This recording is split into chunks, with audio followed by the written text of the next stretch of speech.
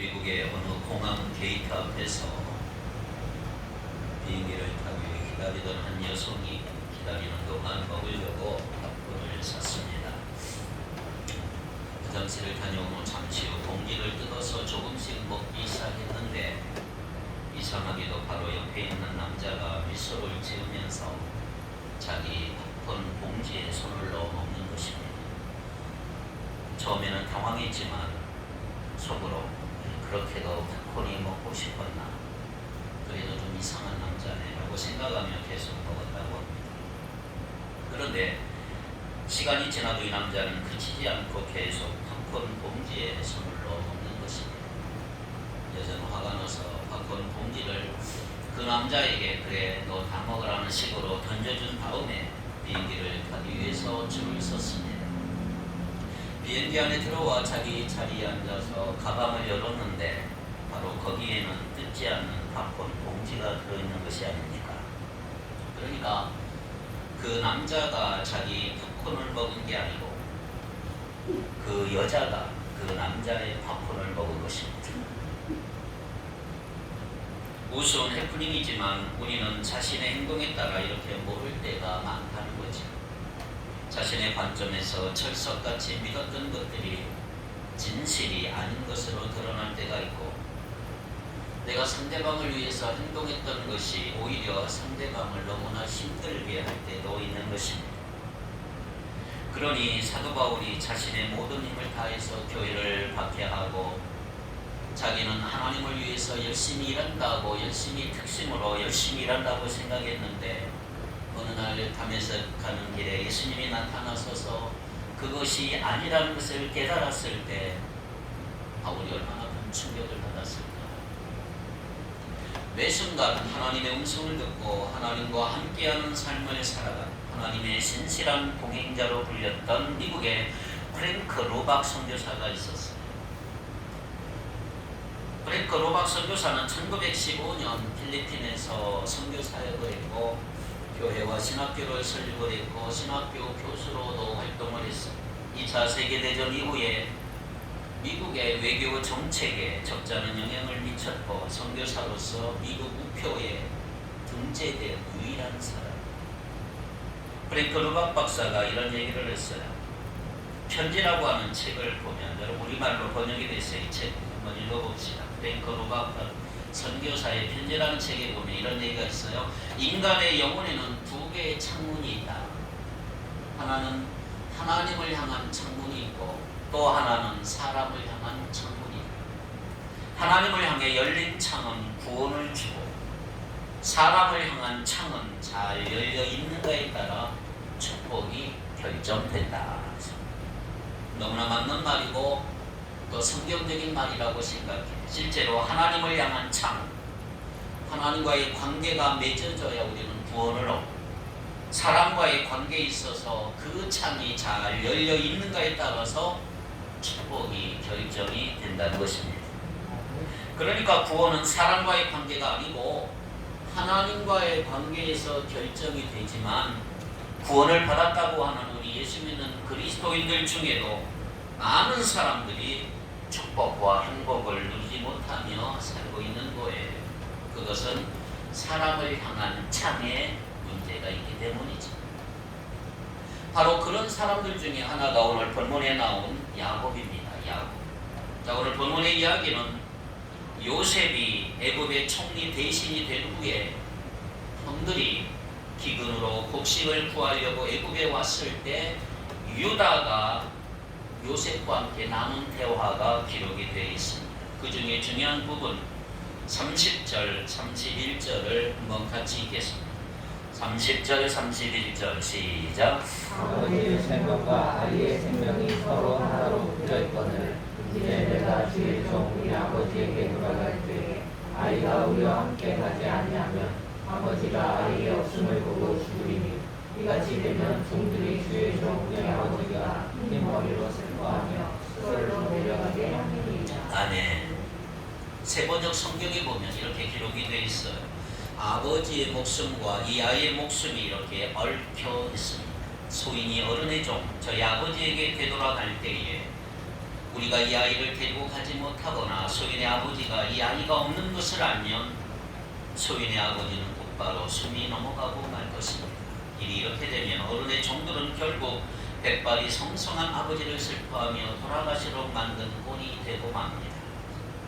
처음에 현근만 왔을 때 요셉이 시몬을 인질로 잡아놓고 그 시기에 그 사이에 다른 형제들이 가서 베냐민을 데리고 오지.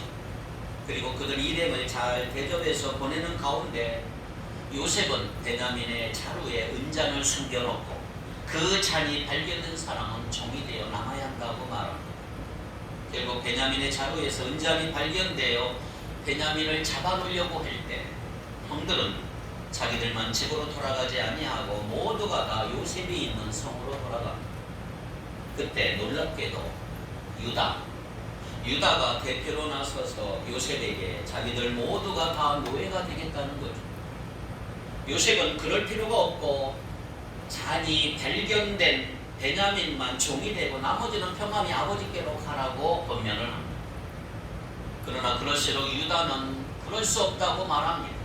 그 이유를 쭉 설명하고 있는 것이 오늘 본문이에요. 그러면서 자기가 대신 올모가 되겠노라, 대신 잡혀 있겠다, 베냐민을 제발 보내주고 유다인 자기가 잡혀 있겠다고 고백하는 장면이에요. 32절부터 34절 읽게 시작. 주의 종이 내 아버지에게 아이를 간구하기를 내가 이를 아버지께로 데리고 돌아오지 아니하면 영영이 아버지께 죄짐을 지기다 하였사오니 이제 주의 종으로 그 아이를 대신하여 머물러서 내 주의 종이 되게 하시고 그 아이는 그의 형제들과 함께 올려보내소서. 그 아이가 나와 함께 가지 아니하면 내가 어찌 내 아버지에게로 올라갈 수 있으리이까. 두렵건대 제가 내 아버지에게 불빛을 보리이다. 자, 우리가 이 유다의 말을 들어보면 아버지 야곱에 대한 죄책감과 염려가 느껴지는 것을 볼 수 있어요. 우리가 베냐민과 함께 가지 아니하면 나의 아버지는 숨을 거두고 말 것입니다. 야곱은 죽고 말 것입니다. 이 말이죠. 왜냐하면 30절 아버지의 생명과 아이의 생명, 아이가 누구죠? 베냐민의 생명이 서로 하나로 묶여 있기 때문입니다. 여기 하나로 묶여 있다, 이 말이 중요한 말. 잠시 후에 설명을 드리겠습니다. 아버지 야곱이 베냐민에 대한 잘못된 사랑을 지금 하고 있는 거예요. 생각해보면 그 당시 베냐민은 적어도 20세가 넘는, 심지어 30대의 성인이라고 할 수가 있어요. 그러나 야곱에게 베냐민은 언제나 뭐예요? 아이였고만 하는 거지. 그럴만도 한 것이 베냐민을 낳은 어머니가 누구지요? 라헬입니다. 라헬. 그가 야곱이 가장 사랑했던 여인. 야곱은 그녀를 얻기 위해서 무려 14년 동안, 긴 세월 동안 라헬의 아버지이자 자신의 삼촌 라반을 위해서 무료로 돈 받지 않고 일하기를 마다하지 않았던 야곱이에요. 그렇게 사랑하는 아내 라헬이 베냐민을 낳고 그만 죽었어요. 그 후 야곱은 라헬이 남기고 간 아들 누구지요? 요셉과 베냐민을 너무너무 끔찍히 사랑했어요. 특별히 요셉은 너무너무 영특하고 잘생겼어요. 그래서 다른 아들들은 종처럼 밖에 나가서 일하러 내보냈지만 야곱은 요셉을 절대로 일도시키지 않아 오히려 장자의 표시인 채색옷을 입혀서 왕자처럼 키웠던 거지. 그러다가 이복 형제들에 의해서 요셉이 애굽에 팔려갔어. 실종됐기 때문에 죽은 것으로 야곱은 알고 있은 것입니다. 사랑하는 아내 라헬을 먼저 떠나보내고 그녀의 낳은 아들 요셉에게 집착했던 야곱은 요셉도 없어진 다음에 이제 누구에게 집착해요? 베냐민에게 집착하기 시작했습니다. 자, 30절, 그 중요합니다. 다시 한번 읽어볼까요? 아버지의 생명과 아이의 생명이 서로 하나로 묶여 있거늘. 거기까지 했어요. 자, 묶여 있다. 오늘 이 말을 좀 여러분들이 잘 들으셔야 합니다. 묶여 있다. 묶여 있다는 말은 히브리 말로 다바크라는 말을 써요. 다바크.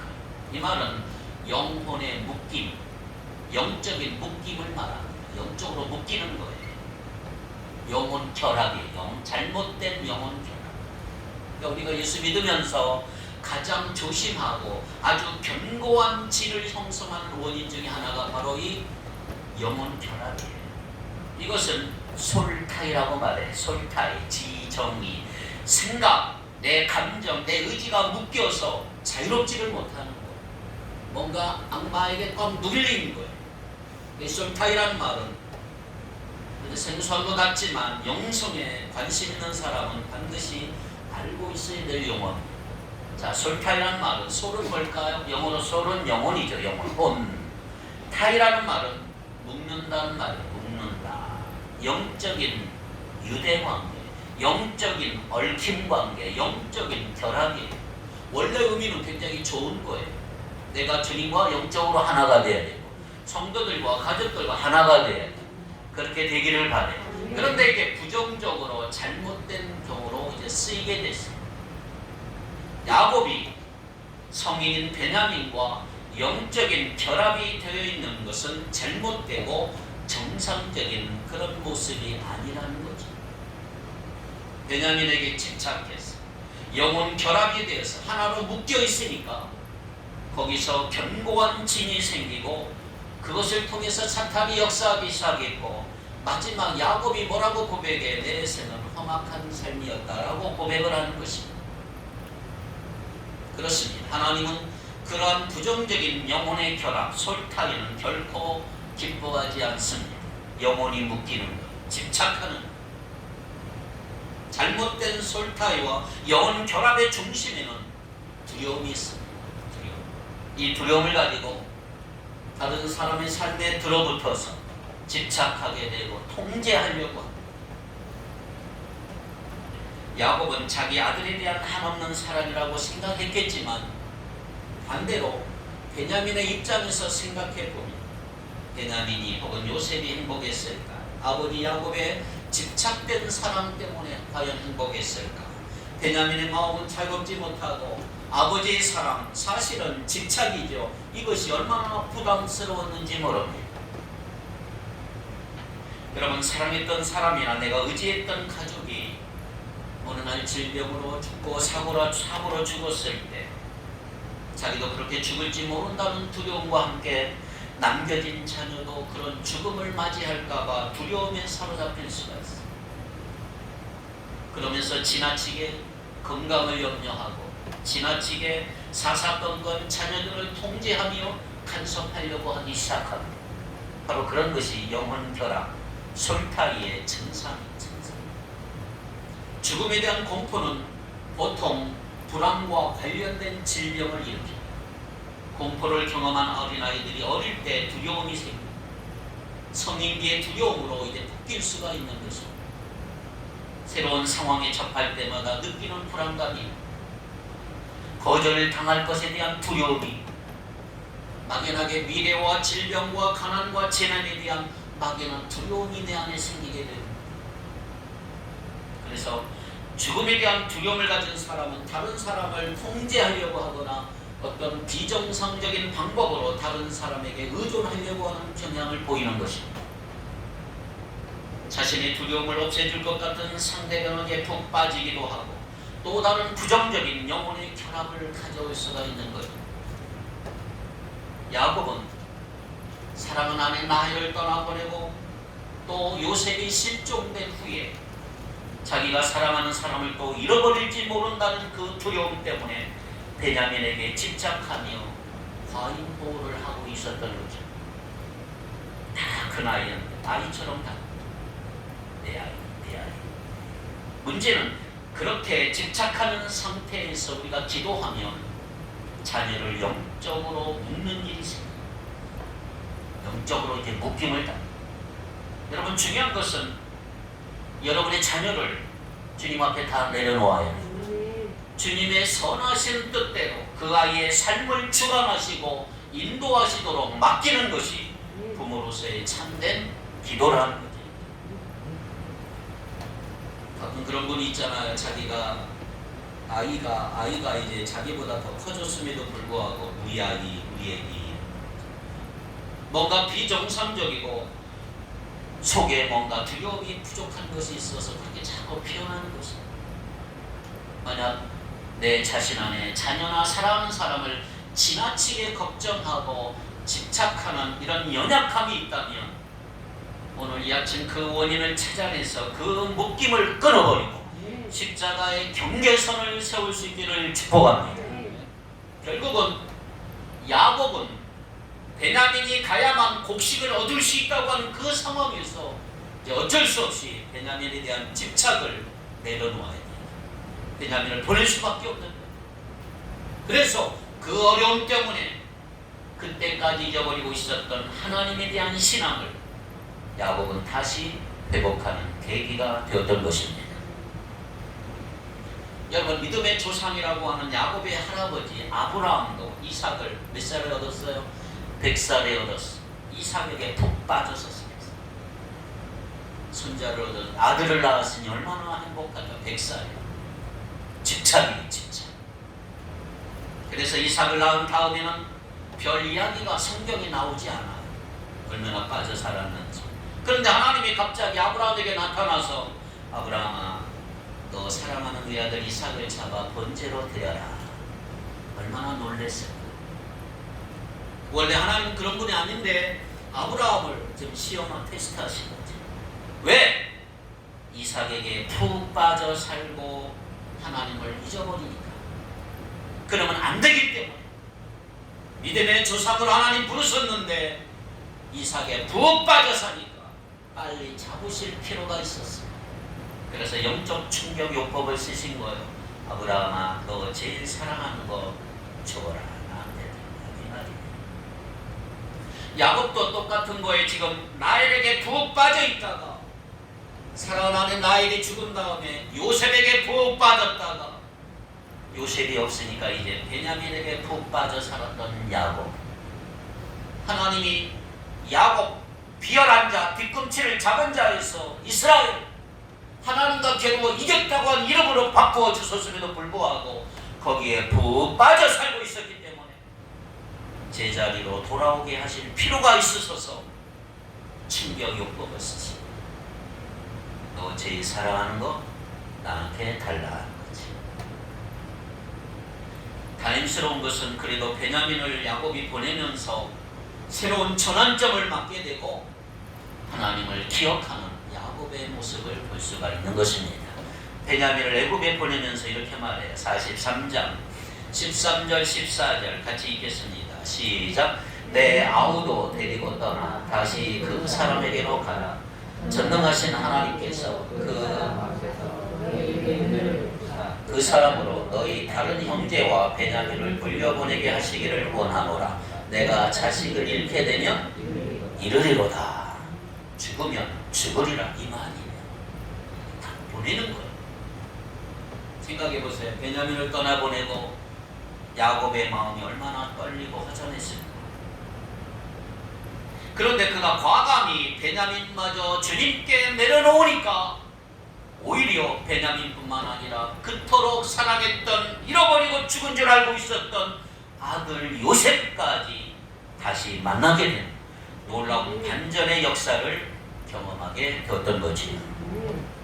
요셉에 대한 소식을 들은 야곱이 뭐라고 그랬을까요? 45장 28절 봅니다. 이스라엘이 이르되 조카도다. 내 아들 요셉이 지금까지 살아있으니 내가 죽기 전에 가서 그를 보리라 하니라. 내려놓으면 사는 거예요. 우리가 살아가면서 사랑하는 가족이나 죽거나 혹은 실종이 됐을 때 남겨진 가족들의 마음이 어떻습니까? 내가 조금만 더 잘해줬어. 내가 조금만 더 잘해줬어. 죄책감과 슬픔이 생기지 않겠습니까? 그런 것은 어쩔 수 없이 일어나는 자연스러운 현상이라고 할 수가 있습니다. 그래서 유대 문화에서는 애도 기간이 7일이에요. 7일. 창세기 50장에 보니까 야곱은 애도 기간 7일, 모세는 30일의 애도 기간을 가졌다고 했습니다. 이집트는 야곱을 위해서 향으로 잘 처리해서 미라로 만드는데 40일이 걸렸고요. 70일 동안 또 고문했다고 했어요. 그러나 여러분, 슬픔이 비정상적으로 길어지면 우리는 그것을 철저히 거부하고 떨쳐버려야 된단 말이에요. 그 그것이 바로 부정적인 솔타이가 되는 거예요. 잘못된 솔타이, 영적인 묶임이 올 때는 경계선을 긋는 게 필요해요. 그렇지 않으면 죽은 사람의 혼과 묶여서 영혼 결합이 일어나게 돼요. 모든 면에서 우리 한국의 사람들의 그 제사, 죽은 사람과 영혼 결합을 일으킨 아주 주요 원인이 된다. 그래서 제사는 우상숭배, 아주 무서운 것입니다. 내 영혼과 죽어있는 영혼을 자꾸 하나로 묶여버리는 거죠. 서울에 어떤 집사님이 있는데 교회 권사인 그녀의 시어머니는 남편을 먼저 떠나보내고 오랜 세월이 지났음에도 불구하고 여전히 남편의 유품들을 방 안에 두고 남편의 사진을 보고 엉엉 우는 거예요. 몇십 년이 지났는데 거기까지는 괜찮아요. 남편의 사진을 보면서 여보 잘 있었어요. 아침마다 인사하고 이때가 좋았지. 남편과 대화를 나눈다는 것은 이미 죽었는데 누구와 대화를 할까요? 물론 생전에 너무 사랑하는 사이로 금슬 좋은 부부로 지냈겠지만 하나님을 믿는 권사로 하나님을 믿는 사람으로 이제 충분히 애도 기간이 지났기 때문에 남편과 그럴 대화를 나눌 것이 아니라 이제는 주님과 대화하는 자세로 바꿀 필요가 있다 이 말이죠. 믿는다고 하면서 진짜로 대화하고 있다고 생각한다면 그건 성경적 신앙이 아니고 혼합주의적 신앙. 이미 죽어서 주님 품에 안긴 사람은 하늘나라에서 주님과 함께 영원히 살고 있는 거잖아요. 근데 너무 오랫동안 애통할 때 사탄이 그걸 노리고 있는 거예요. 그러므로 주님과 대화를 하셔야 한단 말이에요. 그렇지 않으면 이미 죽은 사람과 영혼의 결합이 일어나고 나를 묶여버리게 되고 견고한 진이 생겨서 사탄의 놀이터가 됩니다. 예수님의 어린 시절에 대해서는 성경이 많이 나오질 않아요. 유일하게 누가복음 2장에 보면 12살 때 에피소드가 기록이 되어 있습니다. 예루살렘 성전에서 유월절을 지내고 돌아오는 길에 요셉과 어머니 마리아는 그만 소년 예수를 잃어버리게 됩니다. 이미 하루길을 지난 상태에서 다시 예루살렘으로 되돌아가 그를 찾습니다. 사흘이 지나서 성전에서 소년 예수님을 찾죠. 예수는 선생들 가운데 앉아서 말을 듣기도 하고 그들에게 묻기도 하고 토론을 벌이고 있었어요. 누가복음 2장 48절 49절을 같이 한번 읽겠습니다. 시작. 그 부모는 아이야 어찌하여 우리에게 이렇게 하였느냐. 보라 내 아버지와 내가 근심하여 너를 찾았노라. 예수께서 이르시되 어찌하여 나를 찾으셨나이까. 내가 내 아버지 집에 있어야 될 줄을 알지 못하셨나이까 하시니. 자, 우리가 이 부분을 그냥 읽으면 자기 마음대로 행동하다가 문제야처럼 부모님께 걱정 끼치는 소년의 이야기라고 생각할 수도 있고 겨우 12살인데 사춘기가 일찍 왔다라고 생각할 수 있어요. 예수님의 부모 역시 그 말을 이해하지를 못했죠. 그런데 이 구절을 치유의 측면에서 보면, 내적 치유의 측면에서 보면 이 말입니다. 각 사람의 절대적인 의지의 대상은 하나님 한 번뿐이라는 거예요. 우리에게 알려지고 있는 것입니다. 내가 사랑하는 자녀는 나의 자녀이기 이전에 모두 다 하나님의 자녀입니다. 부모는 자녀가 성인이 될 때까지 돌봐주는 청직의 사명을 맡은 것뿐이죠.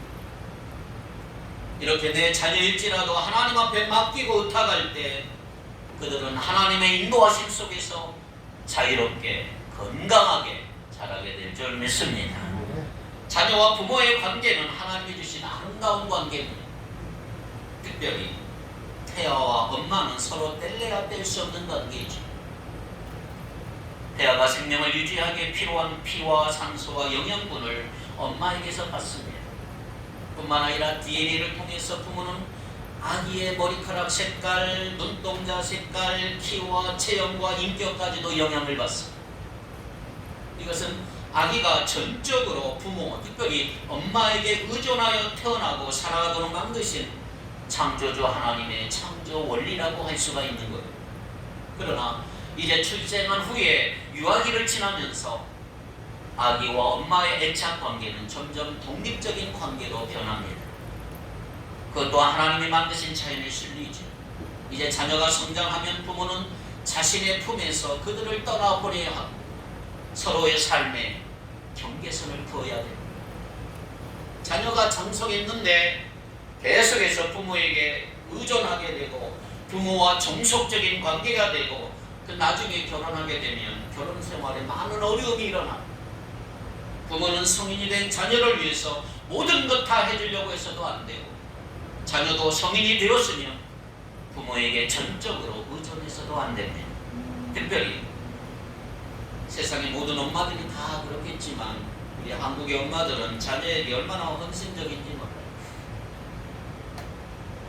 몇 년 전에 자식을 서울대로 보낼 수만 있다면 어떤 짓도 저지를 수 있다, 이 말이 유행했었어요. 동시에 자녀에게 바라는 것이 얼마나 많은지, 그것이 자녀와의 갈등을 일으키거나 결혼 후에 부부간의 갈등으로 이어지는 것입니다. 그러나 부모와 성인 자녀 사이에 확실한 경계선을 긋는 것이 하나님의 뜻이란 말이에요. 우리 한국 사람들이 경계선 긋는 걸 잘 아서요. 농경문화와 유교문화의 경향으로 가부장적인 가족 공동체를 우리는 얼마나 많이 형성해 왔는지 몰라요. 그래서 거기에는 우리는 있지만 나는 없었어요. 우리를 유지하기 위해서 누군가 희생을 많이 했어요. 또한 책임의 한계가 불분명하고 우리 안에서 서로의 경계선을 너무나 쉽게 침범해서 갈등과 상처를 낳아왔습니다. 물론 성경은 공동체를 중요하지만 개인 또한 결코 무시하지 않습니다. 그렇습니다. 경계선은 권리선이고 책임선이에요. 경계선을 긋는다는 말은 나의 선택으로 권리도 주장할 수 있지만 책임도 져야 하는 것입니다. 존중과 평화와 독립의 경계선이라고 할 수가 있습니다. 세계의학 백과사전에 등재된 한국 사람만이 가지고 있는 고유의 병이 하나 있어요. 그 병이 뭐냐? 화병이에요. 화병. 번역이 안 돼. 우리 한국 사람에게 있는 거 번역이 안 돼서 그냥 영어로 화병이라고 써있어. HAWHABEYUNG. 화병이라고 써있어. 한국에 유독 화병이 많은 이유는 뭔지 아세요? 우울증이 많은 이유가 뭔지 아세요? 사람들이 너무 함부로 말하고 함부로 행동하기 때문이다 그래요. 너무나 함부로 말하고 너무나 함부로 행동하는 거죠. 함부로 다른 사람의 마음의 경계선을 침범하고 말하고 조종하고 윽박지르는 일들이 많기 때문에 수많은 사람들이 고통을 당하는 것입니다. 남자가 결혼 후에도 가장으로서 자립하지 못하고 관계에 어려움을 겪는 가장 큰 원인이 뭐냐? 부모에게서 독립하지 못한 의존성 때문인 것입니다. 결혼한 아들의 모든 일을 간섭하고 자신의 의견을 들어주기를 원하는 부모와 자신의 아내 사이에서 가정의 불화는 더 깊어만다는 것입니다. 이러한 가정은 하루빨리 부모와의 사이에서 경계선을 긋고 본인의 가정을 독립적인 개체로 세워나가야 될 것입니다. 성경적인 가정의 주체는 부모나 자녀가 아니고 부부가 되네. 부부. 그런데 어떤 가정은 아직도 시부모나 친정 부모가 주체가 되어 막강한 영향력을 미루는 사람, 또 어떤 가정은 자녀가 주체가 되어서 자녀에게 쩔쩔매어 따라가는 가정도 있고, 심한 경우에는 부부가 서로 함께 대화도 안 하고 시간도 보내지 않는데 자녀를 끼고들며 자녀와 시간을 보내는 가정도 있습니다. 오늘 우리가 건강하고 행복한 인생을 살기 위해서는 결혼한 자녀와 그 부모 사이에 분명한 경계선이 있어야 된단 말이에요. 이것은 결코 부모님께 효도하지 말라는 말이 아니에요. 우리는 당연히 그리스도인으로서 효도를 해야 되고 성경적으로 부모님을 공경하는 여러분 되기를 바랍니다. 하지만 부모와 성인 자녀 사이에 육체적, 물리적 분리가 이루어져야 할 것이고 재정적, 정서적인 분리가 필요하다 이 말이에요. 자꾸 자기 뜻대로 조종하려고 들지 말라 이 말이죠. 어떤 부모들은 자녀가 성인이 되어서 더 이상 자기 말이나 힘이나 지식으로 컨트롤할 수 없어지면 최후의 오로 물질로 조종하려고, 돈으로 조종하려고. 그러나 그런 종류의 통제와 조종과 억압은 주술에 가깝다는 것을 기억해야 합니다. 아들아, 딸아, 내게는 너뿐이지 않니? 내가 널 어떻게 키웠는가? 또 나는 이제 얼마나 더 살 수 있을는지 모르겠어. 그런데 내가 계속 이런 식이면 내 유언장에서 너 이름 뺄 수밖에 없다. 위협을 하는 사람도 있어. 바로 그런 것이 혼적인 묶임, 영혼 결합, 솔타이를 가져오는 집착이고, 그것을 통해 컨트롤이 시작이 되는 것입니다. 그러므로 인간관계, 특별히 부모와의 관계에서 경계선이 필요하고 자녀와의 관계에서도 경계선이 필요한 것입니다. 누구도 침범할 수 없는 영역이 각자에게 있는 거죠. 그것을 침범하는 것은 죄가 될 수 있습니다. 하나님과의 섭리 가운데 이루어진 건강한 관계가 계속될 때 그 사람은 양방향으로 계속 흘러가게 될 것이고, 안정적이고 평화로우며 또 서로에게 선한 영향력을 끼치게 될 줄 믿습니다. 자, 그렇다면 이제 중요한 것 좀 몇 가지 말씀드리려고 합니다. 지나치게 연연하며 집착하지 않을 수 있는 방법은 뭘까요? 어느 누구와도 속박되거나 잘못된 애착관계에 빠지지 않는 유일한 방법, 자녀나 부모나 배우자보다 예수님을 더 많이 사랑하는 거예요. 예수님을 더 많이 사랑하시기 바랍니다. 옆 사람, 예수님을 더 많이 사랑합시다. 아멘입니까? 마태복음 10장 37절부터 39절 한번 읽어봅니다. 시작. 아버지를 나보다 더 사랑하는 자를 내게 합당하지 아니하고, 아들이 딸을 나보다 더 사랑하는 자도 내게 합당하지 아니하며, 또 자기 십자가를 지고 나를 따르지 않는 자도 내게 합당하지 아니하니라. 자기 목숨을 잃는 자를 잃을 것이요, 나를 위하여 자기 목숨을 잃는 자는 얻으리라. 아멘. 자, 이 말씀의 뜻이 뭐예요? 부모나 자녀를 사랑하지 말라는 말은 결코 아니잖아요. 당연히 우리는 부모님을 사랑으로 공경하고 자녀를 사랑으로 양육해야 됩니다. 그런데 주님을 제쳐놓고 부모를 사랑하고 주님을 제쳐놓고 자녀를 사랑하게 되면 그 관계는 올바른 사랑이 아니라 집착으로 갈 수밖에 없다는 거예요. 그것이 부정적인 잘못된 솔타이가 되는 거예요. 예수님을 사랑하며 예수님을 통해서 자녀를 사랑해야 진짜 사랑이 될 수 있는 것이다. 자, 여기 자기 목숨을 얻으려는 사람이 누구일까요? 부모나 자녀를 예수님보다 더 사랑하는 사람이죠. 사실 그게 집착이에요, 집착. 그렇게 되면 그 결과는 목숨을 잃는 것, 즉 올바른 관계를 잃어버리는 것. 오히려 부모와의 관계가 종속의 관계가 되고 자녀를 망치는 결과를 일으킬 수가 있는 거예요. 종종 안타까운 게 뭐냐면 하나님께서 자녀를 선물로 주셔서 감사하는데도 그 선물 때문에 오히려 하나님을 제대로 섬기지 못하는 일이 벌어진다.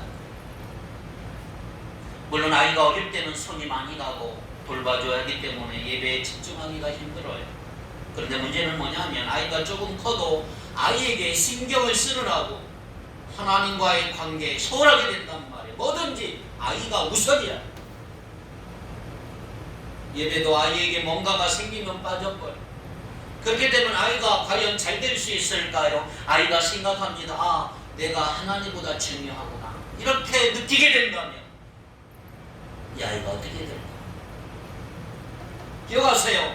예수님을 통해서 자녀를 사랑할 때 아이가 제대로 클 수가 있는 거예요. 우리가 주님을 가장 앞에 놓는다면, 주님을 가장 먼저 사랑한다면 주님의 사랑이 자녀의 관계를 올바르게 만드는 것이다. 그때 자녀도 살고 나도 사는 거예요. 그런데 주님을 다 제쳐놓고 아이를 먼저 위하면 아이는 우상이 되고 나는 우상 숭배자가 되고 우상 숭배자와 우상이 다 망해버리는 거예요. 이건 결국 우선순위의 문제예요. 우선순위의 문제. 중요한 건 이거예요. 누구와 함께 할 것인가? 무엇과 함께 할 것인가? 이게 대단히 중요합니다. 이것은 솔타이가 되는 것이기 때문에 매우 신중한 선택을 하셔야 합니다. 내가 누구와 함께 할 것인가? 무엇과 함께 할 것인가? 경건한 것, 경건한 사람들과 접촉하시기 바랍니다. 그러면 같이 경건하게 되고 같이 잘 살게 될 것입니다. 조심할 게 하나 있습니다. 불건전한 관계, 솔타이를 말씀드리고 싶습니다. 물론 여러 가지가 있어요. 불건전한 솔타이가 많은데 하나님이 허락하신 결혼 관계 이외에 여러분들이 성관계를 가지면 관계를 가진 그 사람들 사이에 영적인 결합, 영혼의 결합, 육신의 결합의 삼중 관계가 만들어져요. 간음과 음란의 길을 통해서 음란과 정욕의 영이 역사하고 성적인 파트너와 한몸이 되므로 상대자가 가진 모든 불경건한 것, 영적으로, 혼적으로, 육신적인 관계를 그대로 전수를 받아요. 그러니까 무서운 거예요. 어떤 사람과 성적인 관계를 가지면 그 사람이 이전에 가졌던 모든 성적인 파트너의 나쁜 영향력을 그대로 이어받는다 이 말이에요. 이런 경우 여러분들이 말씀을 통해서 예수 그리스도의 이름으로 악한 솔타이를 끊어버려야 된다. 오늘 여러분들이 모든 악한 관계가 있다면 끊어버려야 되는 거예요. 이것이 여러분의 영혼이 살 길이다. 누구와 함께 할 것인가? 무엇과 함께 할 것인가? 매우 신중한 선택을 하셔야 합니다. 혹시 여러분 지금 하나님과의 관계보다 더 중요한 어떤 관계가 있나요? 내가 지금 놓지 못하고 있는 부분, 포기하지 못하고 있는 부분, 집착하고 있는 부분이 없나요? 내가 그것을 계속 붙들고 있는 한 한계에 부딪힐 뿐이고 해결이 될 수가 없는 것입니다. 그것을 주님 앞에 겸손히 내려놓고 주님을 먼저 찾아보시기를 바랍니다. 이게 우선순위의 문제란 말이에요. 예수님과 함께 하십시오. 그때 그 문제가 해결이 되고 내 관계가 살아나고 무엇보다 나 자신이 살 것입니다. 그래서 행복하고 활력이 넘치고 주님을 기쁘시게 하는 사명자의 삶을 살게 될 줄로 믿습니다. 기도합시다. 거룩하신 하나님, 내 안에 긍정적이지 못한 솔타이가 있지 않은지 돌아보기를 원합니다. 부부관계 속에, 부모와 자녀관계 속에, 친구관계 속에, 이웃관계 속에 잘못된 것을 고쳐주시고 회복시켜 주시기를 원합니다. 예수님보다 더 사랑하는 것이 없도록 인도하여 주시며 늘 예수님과 동행하게 하시고 그 예수님 앞에 모든 문제 내려놓게 하시고 예수님과 함께한 우리 모두가 되게 하여 주옵소서. 묶인 모든 것들이 예수의 이름으로 풀어지게 하옵소서. 예수님의 이름으로 기도하옵나이다. 아멘.